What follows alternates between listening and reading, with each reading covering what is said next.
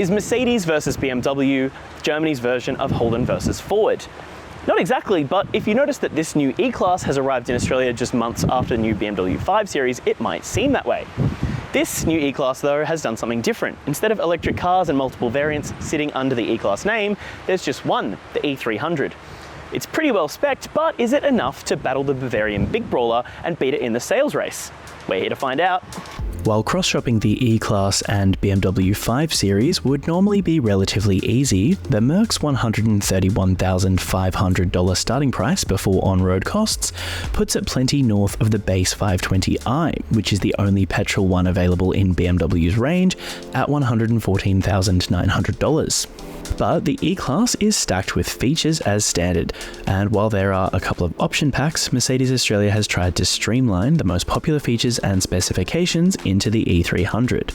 Its price gets you a tech-heavy sedan with Merc's latest M-Bux system housed in a visually impressive, if perhaps unnecessary, superscreen dash. The dual-screen setup incorporates a main 14.4-inch central multimedia touchscreen and a 12.3-inch display for the passenger, allowing the driver to keep, for example, a map visible while the passenger sorts out media or comfort settings.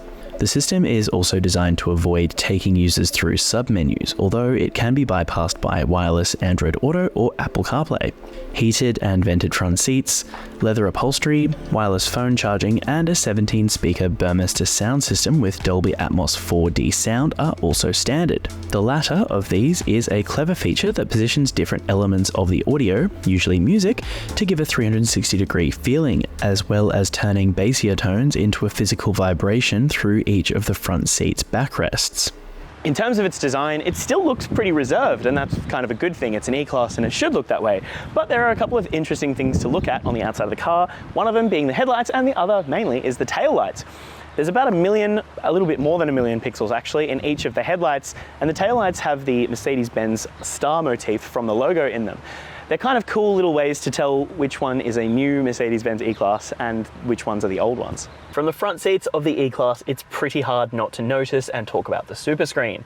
It's a giant piece of glass with two screens behind it, one for the front passenger and then this central one here that control things like the comfort settings, navigation, media, plenty of other things in the car actually as well. It's not quite the hyper screen, which is the one that extends all the way across the front of the car, but it is still fairly impressive. Is it completely necessary? Probably not, but it's kind of helpful if you want multiple things to be up on the screen and you've got someone in the front seat to help you out with something like navigation or changing the media. It means you can have the map on this giant central screen here and then have someone changing, for example, what radio station is on over here.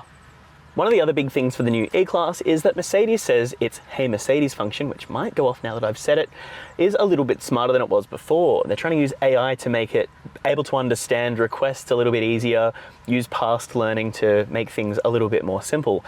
But there are some other things as well that it can't quite do yet. Things like these vents are actually able to be adjusted through the screen and pointed in whatever direction you choose rather than having to do them all manually. One of Mercedes' plans for the future is to be able to have cars like the E-Class have preset routines or even learn routines from things that you normally do when certain conditions are met. One of the examples they gave us is that on a cold morning where it's say less than 10 or 12 degrees, to have the car heat the seats up for you and turn all of the vents on to heat, maybe even automatically face them away from you so that you're not getting blasted with hot air as you're driving to work in the morning. In terms of the practical stuff in here though, it's pretty easy to find yourself in a pretty comfortable position when you're on a long drive. Things like this storage space down here are a little bit customizable. You can move the drink holders in and out, and then there's a little phone space that's quite nicely out of the way and not distracting at all. Of course, things like the seat adjustment have been on the door here in Mercedes for ages. The headrest adjustment and everything like that is pretty easy to work out once you've gotten your head around it. If you're an adult and you find yourself sitting in the back seat of the E-Class, you'll probably be pretty comfortable. I'm 5'11" and my head doesn't touch the roof or even come near it. I'm sitting behind my own seating position. I've got heaps of knee space. My feet down in front of the seat in front of me are okay. There's a little bit of toe room, and even my side to side sort of shoulders and arms have a little bit of extra space as well. There's also some basic amenities back here that if you're a kid, for example, you probably wouldn't be able to mess around with and be too annoying with, but there's a little iPad holder and the cup holders here in the armrest. There's some climate controls down here, even a little document holder on the seat in front of you here. You also get your own little separate part of the sunroof that doesn't quite open, but the shade does come back separate from the front one as well. The other thing is that the boot space hasn't changed behind me here. It's still 540 litres of boot space, which is huge for a sedan, and exactly the same amount of space as the previous version of the E-Class as well. It looks like a pretty big engine cover under here, but in the lone variant of the E-Class, the E300 has a 2-litre turbocharged 4-cylinder engine. Not as much engine as the cover makes it look like, but it does make 190 kilowatts and 400 newton meters.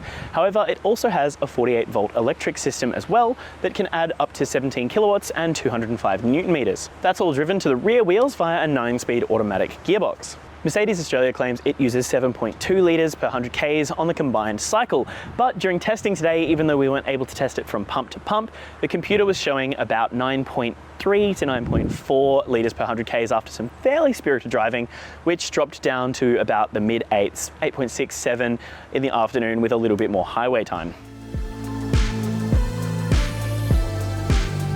While there's plenty of tech that's moved the E-Class along in that respect, in terms of its driving, it's still a pretty traditional car. It's still rear-wheel drive, it's still got a petrol engine, and it's still a pretty nice mix of comfort, but a little bit engaging as well. The steering and suspension, all of that sort of stuff is pretty comfortable. It doesn't really dull the car too much so that you don't know what's going on underneath, but at the same time, it also keeps the big bumps and all of those little annoyances out of the cabin. When you're taking off from the lights like I am now, if you're in comfort and you're going at a relatively low speed, you'll probably find that the engine and gearbox work together well enough to do what they need to do around town. But if you are driving on a country road and maybe you've found a nice little twisty bit that you kind of want to have a go at, you probably want to put it in sport. It just kind of brings the engine and gearbox out of that sort of comfortable, lazy sort of area and starts making them work a little bit harder, probably too hard for cruising along on the highway, but they're pretty well calibrated in terms of the difference between comfort and sport in terms of what they're actually built for. For example, if you find yourself driving around in comfort and really need to put your foot down, the gearbox will hunt around for a second to find the right gear. It's not perfect, but when you've got it in sport, it's probably already in low enough of a gear that you'll find the power you need is there when you need it. The E-Class isn't a small car and it's also not a light car, but it does have rear wheel steering, which turns the rear wheels a couple of degrees in either the direction opposite to the way you're turning when you're at lower speeds to tighten the turning circle and make the car feel a little bit more nimble, or when you're on the highway, it turns in the same direction and sort of stabilizes the car as you're doing things like changing lanes. ANCAP hasn't yet had a go at crash testing the E-Class, and it might not given the relatively small number that will be sold here compared to volume models. But Mercedes' track record with safety is pretty stellar, and it's extremely rare for a Mercedes to not cop 5 stars. In the new E300, there are 11 airbags, which is plenty for a sedan. It also comes with a fairly extensive suite of safety tech. On top of the usual stuff, there's evasive steering assist, semi-automated cruise control with sign recognition, and distance assist for following leading vehicles once they've left at a red light. And it can also project light arrows onto the road if you're leaving your lane when the digital lights are optioned. The E-Class also has a function if an imminent collision is detected, in which it can, depending on the type of collision, take occupant protection measures. In the case of a side-on collision, for example, the E-Class can move an affected front occupant towards the center of the car before impact. The E-Class comes with Mercedes' fairly standard 5-year unlimited kilometre warranty, though Mercedes-Benz Australia was unable to confirm the exact servicing pricing on launch. It does, however, list pricing for the E-Class on its website for a 3-service pack at $3,325, 4 services at $4,535, and for 5 at $6,800, the latter averaging out to be about $1,360 each. Expect those prices to increase, however, with the new generation E-Class. Servicing intervals are every 12 months or 25,000 Ks, whichever comes first. Overall, the new E-Class might not be as engaging as some variants of the BMW 5 Series, for example, but for what you get, it's actually a fair bit of car. A lot of the tech in the E-Class is genuinely helpful and not particularly intrusive, and even though some of it's a little bit gimmicky, it's also still pretty cool.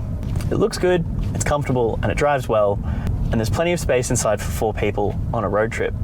In terms of staying traditional while still ticking all the E-Class boxes, this car does it pretty well.